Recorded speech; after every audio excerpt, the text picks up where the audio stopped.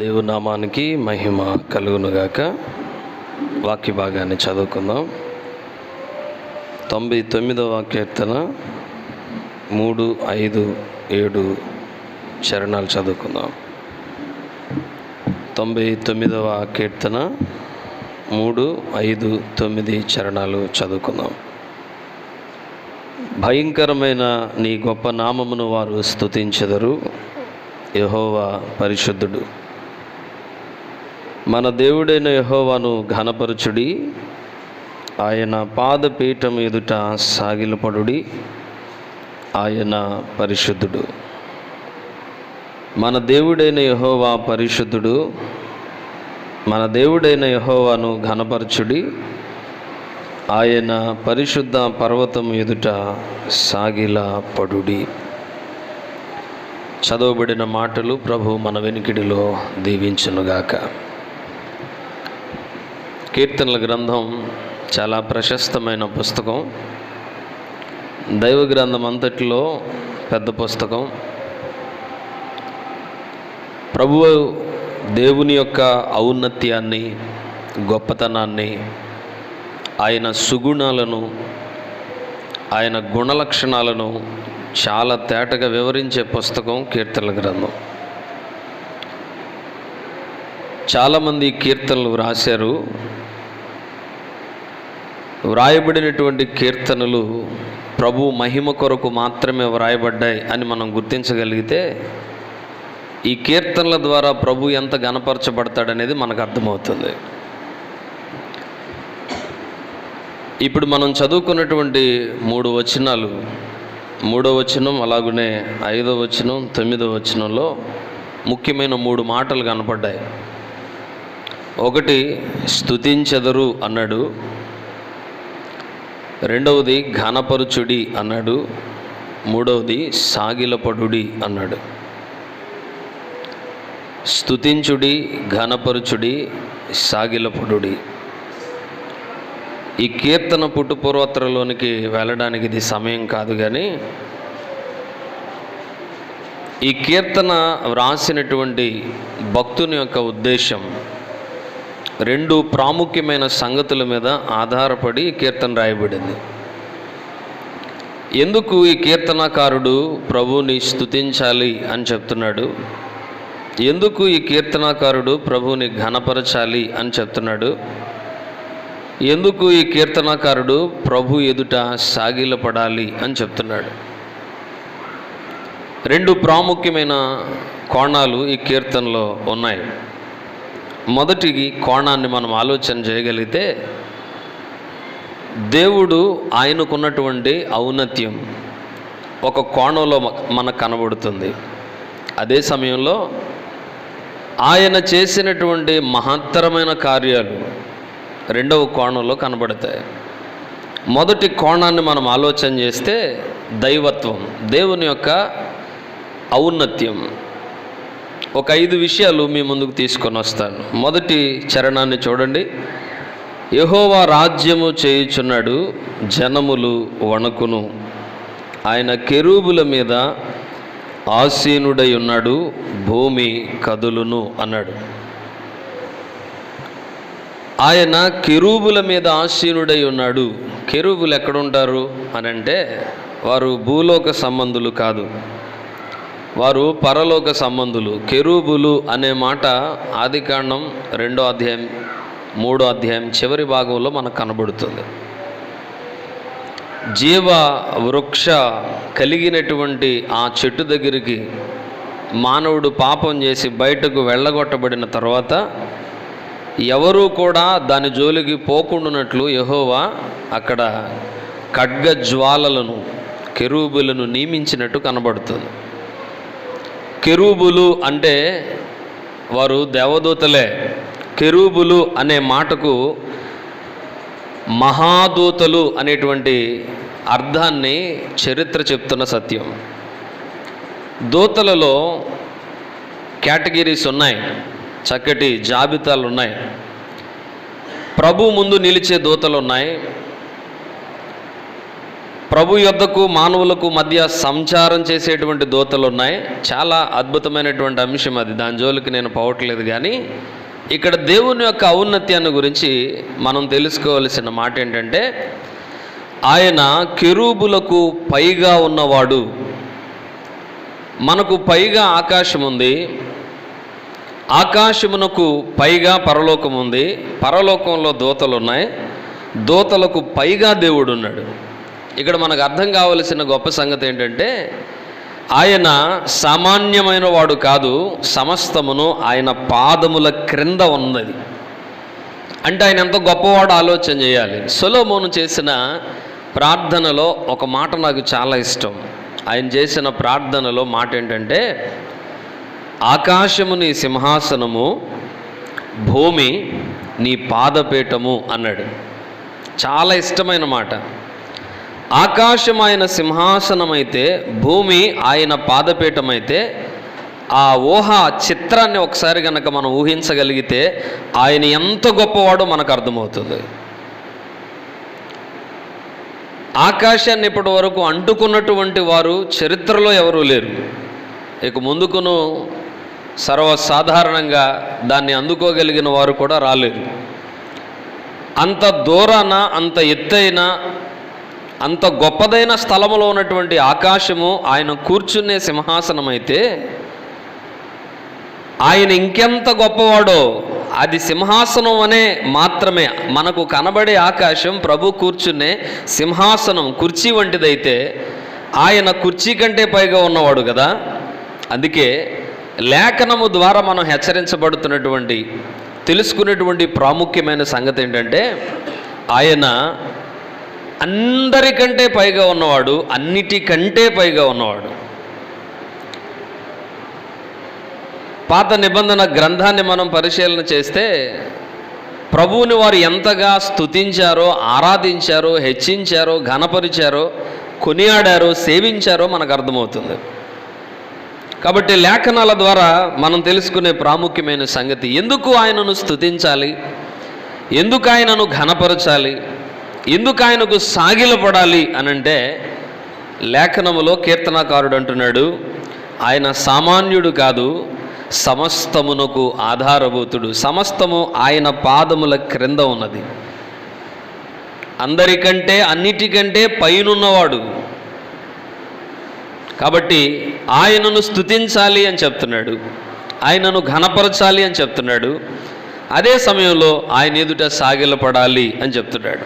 ఇంకా మనం ఆలోచన చేస్తే 2వ చరణంలో 2 ముఖ్యమైన మాటలు చెప్పాడు. సియోనులో యెహోవా మహోన్నతుడు అన్నాడు. మహిమ కలిగిన వాడు ఆయన, మహిమ కలిగిన వాడు, సామాన్యమైన వాడు కాదు. ఎంతటి మహిమ అంటే యెషయా గ్రంథం 6వ అధ్యాయంలో మనకు కనబడుతుంది ఆయన మహిమ ఎంత గొప్పదో. 6 రెక్కలు కలిగిన దేవదూతలు ఆయన సన్నిధిని నిలువబడినప్పుడు 2 రెక్కలతో ముఖాన్ని కప్పుకున్నారు, 2 రెక్కలతో కాళ్లను కప్పుకున్నారు, 2 రెక్కలతో ఎగురుతూ సైన్యములకు అధిపతియగు యెహోవా పరిశుద్ధుడు, పరిశుద్ధుడు, పరిశుద్ధుడు అని గాన ప్రతిగానముల చేత కీర్తించారు ప్రభువుని. 6 రెక్కలు కలిగిన దేవదూతలు 2 రెక్కలతో ఏం చేశారు? ముఖాన్ని కప్పుకున్నారు. 2 రెక్కలతో ఏం చేశారు? కాళ్లను కప్పుకున్నారు. ముఖాన్ని కప్పుకోవడం, కాళ్లను కప్పుకోవడం దేన్ని సూచిస్తుందో తెలుసా? ఆ మహిమాన్వితుడైన ప్రభు యొక్క మహిమ ప్రభావాన్ని వారు చూడలేకపోతున్నారు. అందుకే లేఖనాల్లో, పత్రికల పాఠ్యభాగంలో చాలా అద్భుతమైనటువంటి మాట, ఎవడును సమీపింపరాని తేజస్సులో ఆయన మాత్రమే అమరత్వము కలిగిన వాడై వసిస్తున్నాడు. ఆయననెవరూ సమీపించలేరు, అంతటి మహిమా ప్రభావం కలిగిన వాడు. ఆయన మహిమ కలిగిన దేవుడు కనుక ఆయనను స్తుతించాలి, ఘనపరచాలి, సాగిలపడాలి అని చెప్తున్నాడు. అదే 2వ చరణంలో 2వ లైన్లో ఒక మాట చెప్పాడు, జనములన్నిటిపైన ఆయన హెచ్చి ఉన్నాడు అంటున్నాడు. జనములన్నిటిపైన హెచ్చి ఉన్నాడు అంటే మానవాతీతుడు. ఆయన మానవుని యొక్క ఆలోచనలకు అందనివాడు, మానవ శక్తికి మించినవాడు, మానవ జ్ఞానానికి మించినవాడు. మనిషిగా మనము ఆలోచన చేస్తే మన ఆలోచన చాలా చిన్నది అని అర్థం చేసుకోవాలి.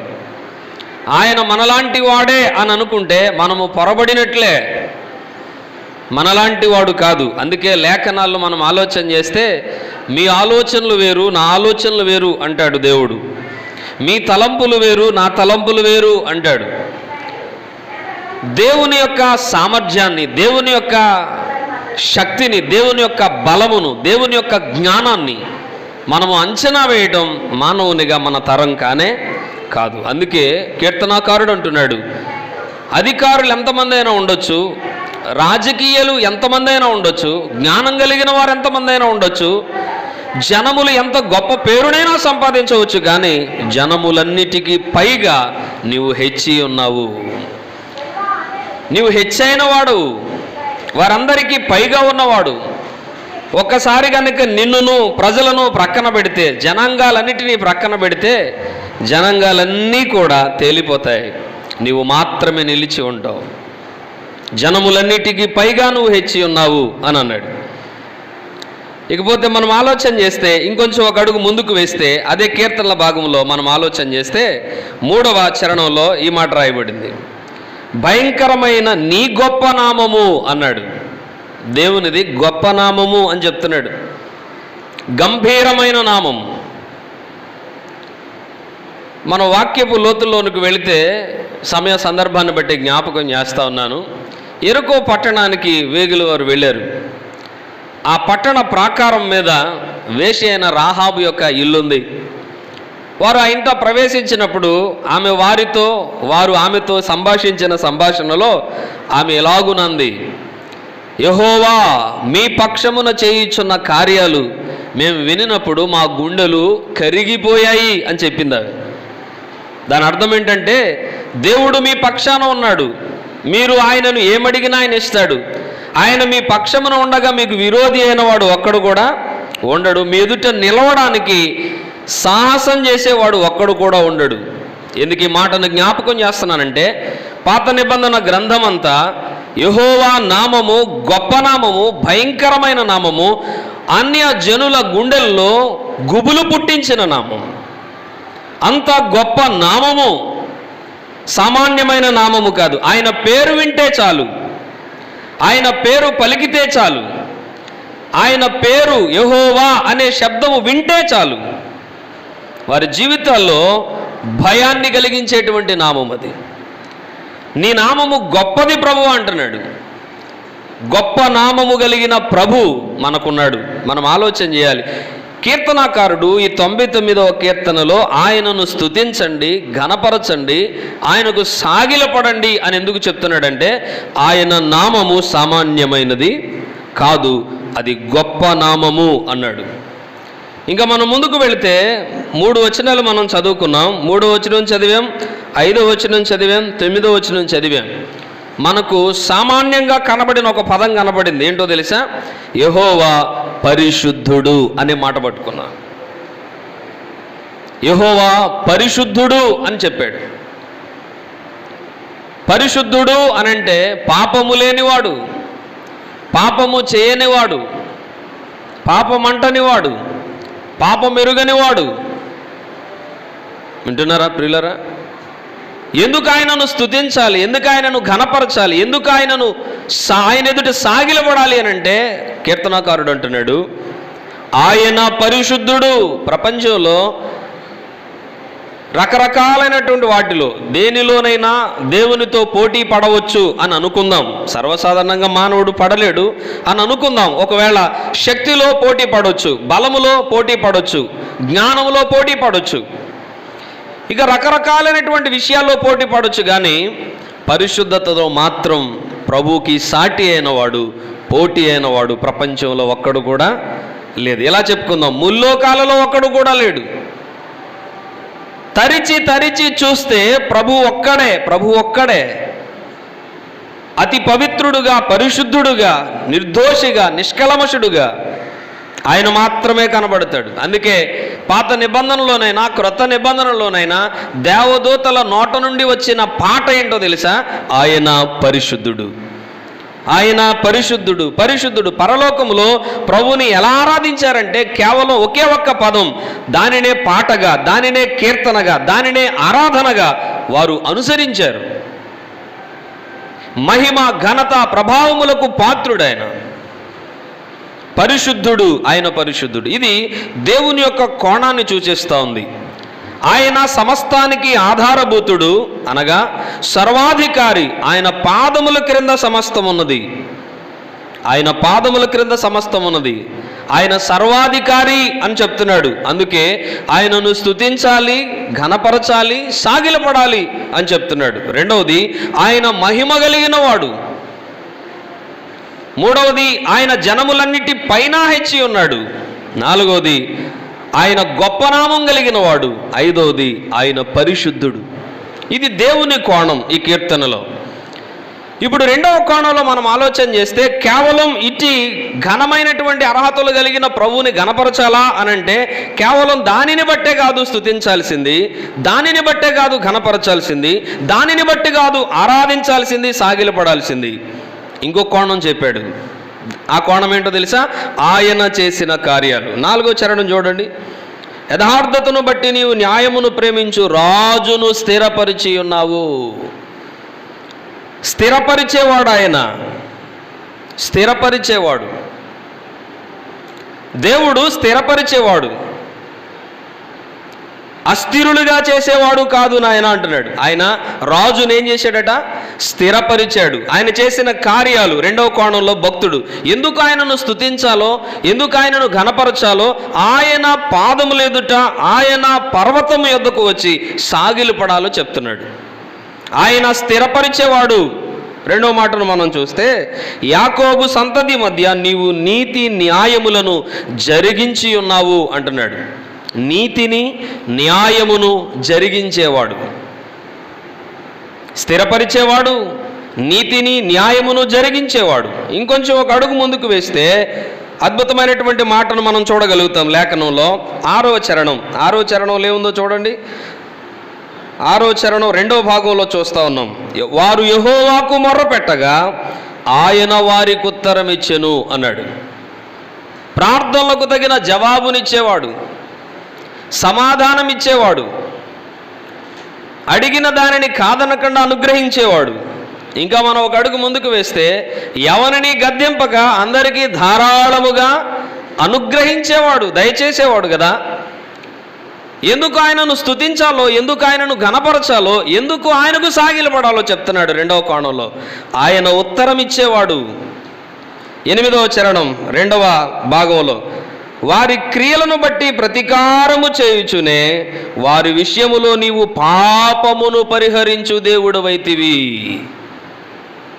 మరొక మాటను చెప్తున్నాడు. ఎందుకు ఆయనను స్తుతించాలో, ఎందుకు ఆయనను ఘనపరచాలో, ఎందుకు ఆయనకు సాగిలపడాలో చెప్తున్నాడు. పాపమును పరిహరించే దేవుడు. అర్థమవుతుందా ప్రియులారా? ప్రభు సన్నిధికి వస్తాం, వెళుతూ ఉంటాం.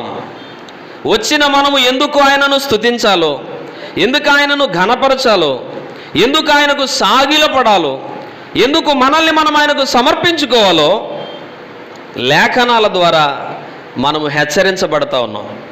చాలామంది జీవితాల్లో ప్రభు సన్నిధికి వస్తారు కానీ సంపూర్ణంగా ఆయనను ఆరాధించి వెళ్ళలేని పరిస్థితుల మధ్యలో ఉండిపోతూ ఉన్నాం. ఇది మనకు ఒక పాఠం. ప్రతి కీర్తన ప్రభుని ఎలాగున మనము స్తుతించాలో, ఆరాధించాలో, సేవించాలో, ఘనపరచాలో తేటగా తెలియజేస్తుంది. అందుకే కీర్తనల గ్రంథం అని పేరు పెట్టబడింది దీనికి. కీర్తనలు వేరు, పాటలు వేరు అని చాలామంది ఇప్పటికే మీకు బోధించి ఉంటారు. దాని గురించి నేను చెప్పక్కర్లేదు. ప్రభు సన్నిధికి వచ్చాం. ఈ రొట్టె విరుచు కూడికలో ఆరాధన అనేది చాలా ప్రాముఖ్యమైనటువంటి ఘట్టం, సందర్భం.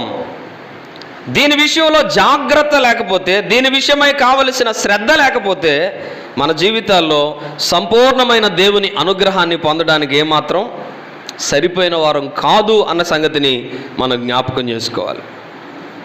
2 కోణాలు మనం చూసాం. పాత నిబంధనలో 99వ కీర్తనలో వ్రాయబడిన దేవుని యొక్క ఔన్నత్యం గురించి చూసాం, ఆయన చేసిన కార్యాల గురించి చూసాం. ఇప్పుడు దైవ గ్రంథాన్ని మనం పరిశీలనలోనికి తెచ్చుకుంటే ఏ దేవుడైతే ఆదిలో ఉన్నాడో ఆ దేవుడే క్రొత్త నిబంధనలో యేసుక్రీస్తుని పేరిటి లోకానికి దిగి వచ్చాడు అని మనము సువార్తగా ప్రకటిస్తూ ఉన్నాం. ప్రభుని అద్భుతంగా ప్రచురిస్తూ ఉన్నాం. ఆ దేవుని గురించి లేఖనంలో ఏం రాయబడింది? తండ్రి అయిన దేవుడు ఎంత ఉన్నతుడో, ఆయన చేసిన కార్యాలు ఎంత ఘనమైనవో దానిని బట్టి 99వ కీర్తన రాసిన భక్తుడు అంటున్నాడు, ఆయనను స్తుతించండి, ఆయనను ఘనపరచండి, ఆయనకు సాగిలపడండి. ఆ దేవుడే మానవునిగా వచ్చాడు, ప్రభు అయిన యేసుక్రీస్తు వారు. ఆ దేవుడే మానవునిగా వచ్చిన తర్వాత మార్పు ఏమైనా జరిగిందా?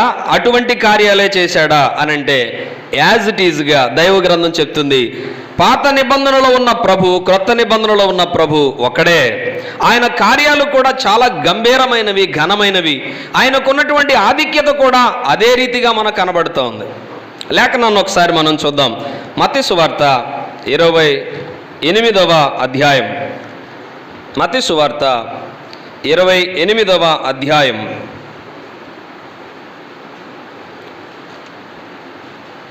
మత్తయి సువార్తలో ఒక మాటను మనం చదువుకుందాం. దైవ గ్రంథాన్ని తీయండి దయచేసి.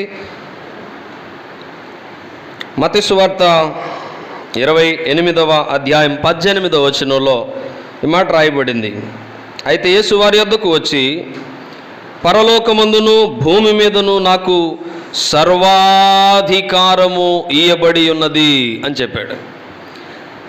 ఇప్పుడు మనం కీర్తనల గ్రంథంలో మొదటి వచనం ప్రకారం ఏమని చెప్పుకున్నాం? ఆయన సర్వాధికారి. ఇప్పుడు ప్రభు గురించి ఏమి రాయబడింది? ఆయన కూడా సర్వాధికారి అని రాయబడింది. లేఖనాల్లో రెండవ మాటను మనం చూసాం, ఆయన మహిమ కలిగిన వాడు. యోహాను సువార్త 2వ అధ్యాయం. యేసుక్రీస్తు ప్రభువారిని గురించి లేఖనం ఏం చెప్తుందో చూడండి. యోహాను సువార్త 2వ అధ్యాయం చివరి వచనాన్ని 11వ వచనాన్ని చూడండి. గలిలయలోని కానాలో యేసు ఈ మొదటి సూచక క్రియను చేసి తన మహిమను బయలుపరిచెను. తన మహిమను బయలుపరిచెను అంటే ప్రభు ఎవరని అర్థమవుతుంది? మహిమ కలిగిన వాడు. అంటే మీకు అర్థం కావడానికి ఒక వచనాన్ని ఇలా చెప్పుకుంటూ పోవాలంటే చాలా వచనాలు ఉన్నాయి. ఏ మహత్తరమైనటువంటి ప్రభువుగా పాత నిబంధన గ్రంథంలో దేవుడు కనబడ్డాడో ఆ దేవుడే యేసుక్రీస్తు అని పేరుటి ఈ లోకానికి వచ్చి అదే శక్తిని, సామర్థ్యాన్ని మీకు ఇంకా అర్థం కావడానికి హెబ్రీ పత్రికలో 13వ అధ్యాయంలో లేఖనం ఈ విధంగా తెలియజేస్తుంది. యేసుక్రీస్తు నిన్న, నేడు, నిరంతరం ఒక్కటే రీతిగా ఉన్నాడు. నాడైనా నేడైనా ప్రభు ఒక్కటే రీతిగా ఉన్నాడు. ఆయన మార్పు చెందినవాడు కాదు, ఆయన మాట తప్పేవాడు కాదు. ఆయన జీవితంలో ఎటువంటి మార్పు అనేది మనకు కనబడదు. ఆయన తండ్రి అయిన దేవుడిగా ఉన్నప్పుడు అదే కోణంలో ఆయన గుణ లక్షణాలు, కుమారుడైన యేసుక్రీస్తుగా వచ్చినప్పుడు అవే గుణ లక్షణాలు తేటగా మనకు కనబడతాయి. ఎందుకు ఈ మాటలన్నీ జ్ఞాపకం చేస్తున్నానంటే, మనము ఆయనను స్తుతించాలి, మనము ఆయనను ఘనపరచాలి, మనం ఆయనకు సాగిలపడాలి.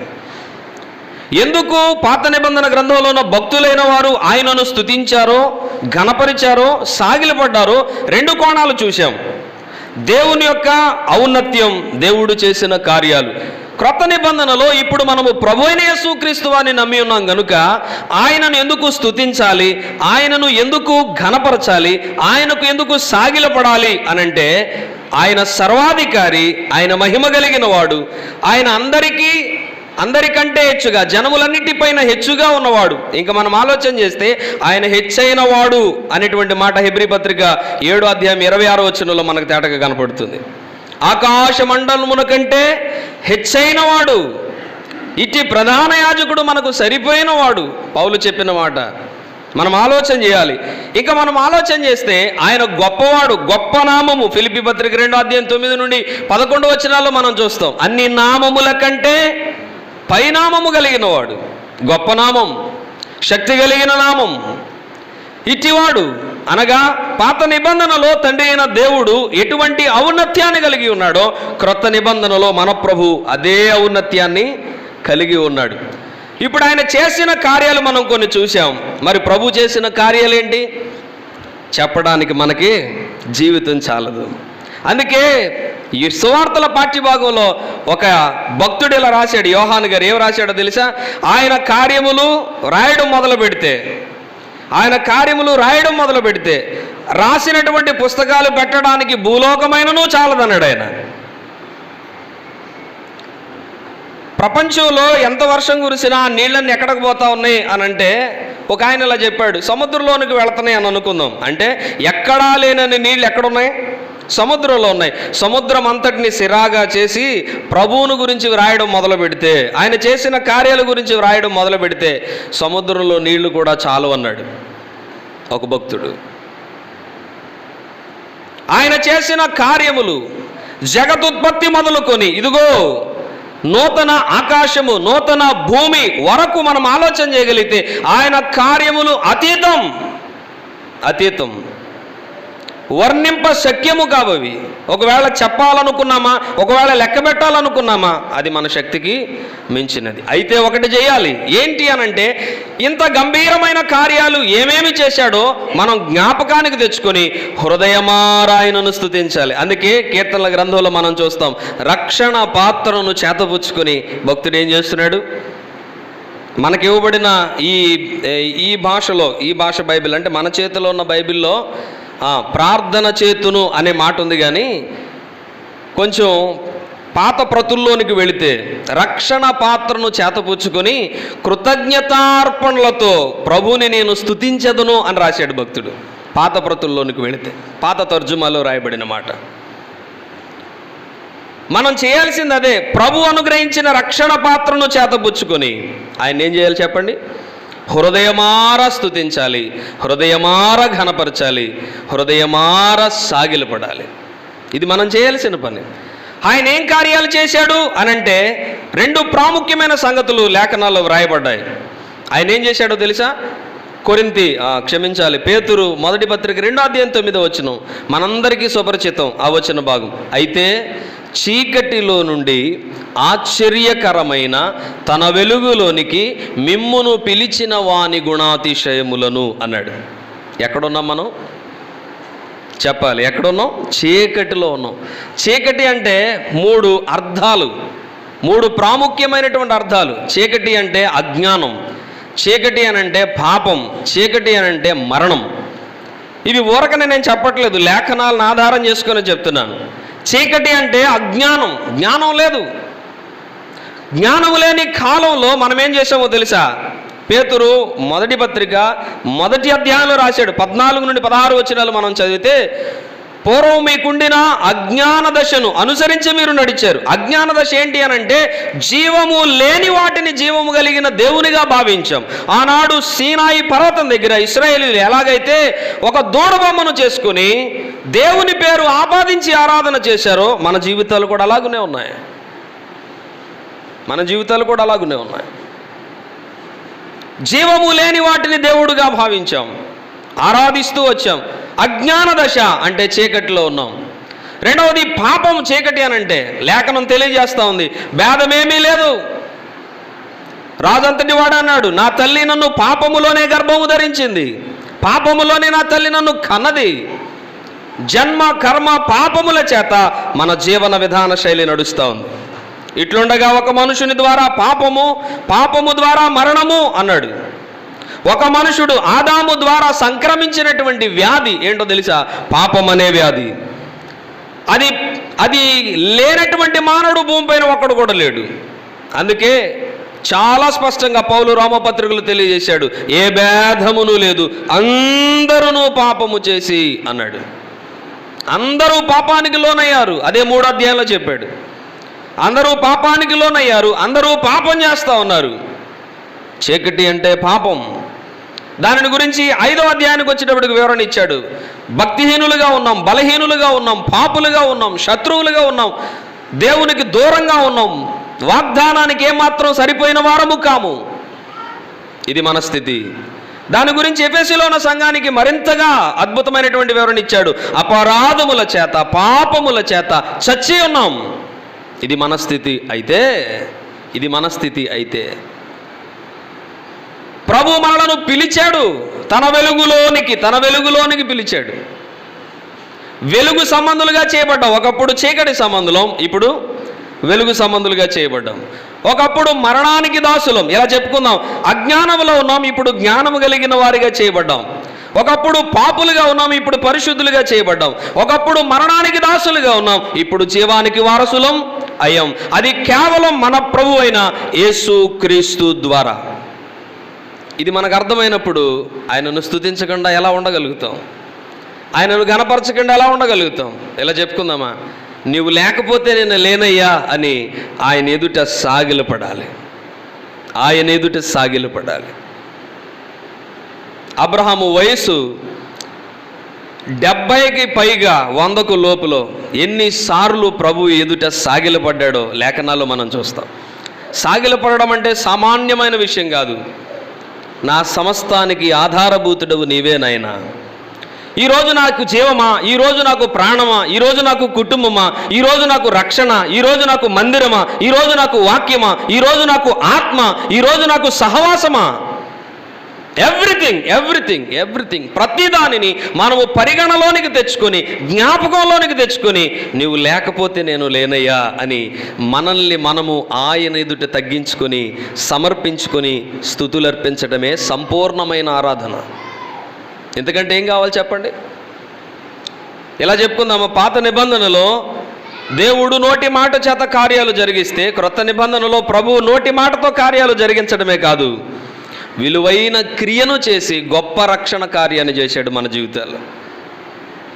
పాత నిబంధన గ్రంథమంతా మీరు పరిశీలన చేయండి. ఆయన హస్తము కార్యాలను జరిగించింది, ఆయన స్వరము కార్యాలను జరిగించింది, ఆయన దూతలు కార్యాన్ని జరిగించాయి, దేవుడు వారి పక్షాన నిలిచి కార్యాలు జరిగించాడు. కానీ క్రొత్త నిబంధనలో మన ప్రభు అయిన యేసుక్రీస్తు వారు మన పాపమునకు తగిన మూల్యాన్ని చెల్లించుటకు మన ప్రతినిధిగా, మన పక్షంగా, మన స్థానంలో ఆయన నిలిచి దానికి రావలసిన శిక్షను పొంది మనకు గొప్ప రక్షణను అనుగ్రహించాడు. ఇంటికి వెళ్ళిన తర్వాత చదవండి, రోమపత్రిక 3వ అధ్యాయం అంతా చదివితే మన స్థితి ఏంటో తెలియపరిచాడు దేవుడు. పాత నిబంధనలో యెషయా గ్రంథం 1వ అధ్యాయం అంతా చదవండి, మన స్థితి ఏంటో తెలియచేశాడు. తల మొదలుకొని పాదముల వరకు, అరికాలి వరకు లేశమాత్రమైన స్వస్థత లేదు. చెడిపోయాం, పడిపోయాం, పతనమైపోయాం. ఇది మన స్థానము, మన స్థితి.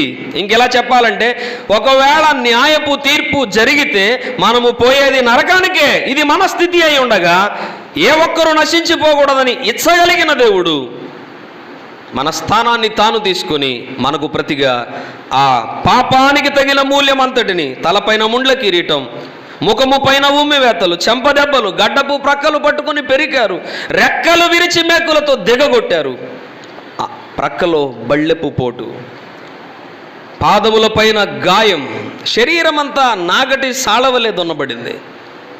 ఆయనను చూచి అపేక్షించడానికి, ఆయనను చూచి గుర్తుపట్టడానికి వీలు లేనంతగా ఒక చెకుముకి రాతి వలె ఆయన చెక్కబడ్డాడు. ఇంత ఘనమైన కార్యం ఆయన చేసి విలువైన రక్షణ మనకిచ్చాడు. ఎంతగా స్తుతిస్తే ఆయన రుణం తీరుతుంది. అందుకే భక్తుడు అంటున్నాడు, రక్షణ పాత్రను చేతపుచ్చుకుని కృతజ్ఞతా మనసుతో నిన్ను ఆరాధిస్తానని. ఇది మనం చేయాల్సిన ఆరాధన. ఇట్టి భావనతో, ఇట్టి ఆలోచనతో ప్రభు సన్నిధికి రావాలి. ఆయన పాదాల దగ్గర మోకాళ్ళు వంచి హృదయమారా ఆయనను స్తుతించాలి. మన స్తుతులను ఆయనకి సమర్పించాలి. ఆయన ఎట్టివాడో, ఎట్టి కార్యాలు చేశాడో, మనం ఎట్టివారమో, ఏ స్థితిలోనికి మనల్ని తెచ్చాడో, వీటన్నిటినీ జ్ఞాపకం చేసుకొని ప్రభుని హృదయమారా స్తుతించాలి. అప్పుడే అది ఆత్మతో సత్యముతో కూడిన ఆరాధన అవుతుంది. దేవుడి మాటలు దీవించునుగాక. ఆమేన్.